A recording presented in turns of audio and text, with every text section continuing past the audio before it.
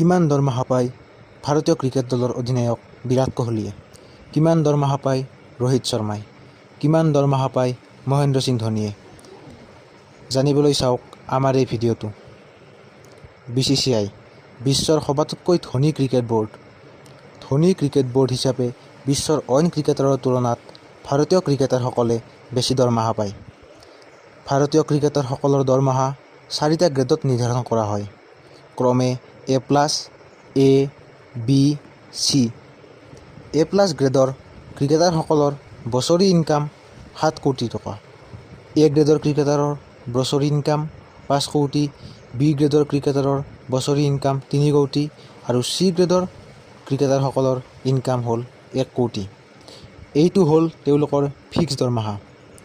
ইয়াৰ উপৰিও ক্ৰিকেটাৰসকলে এখন test match খেলাৰ বিনিময়ত 15 লাখ টকা, এখন ODI খেলাৰ বিনিময়ত 7 লাখ আৰু এখন T20 খেলাৰ বিনিময়ত 5 লাখ লাভ কৰে।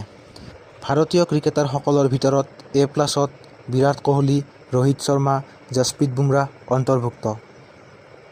Grade A Ravichandran Ashwin, Ravindra Jadeja, Bhuvneshwar Kumar, Cheteshwar Pujara, Ajinkya Rahane, KL Rahul, Shikhar Dhawan, Mohammed Shami, Ishant Sharma, Kuldeep Yadav আৰু ঋষভ পন্ত অন্তৰ্ভুক্ত।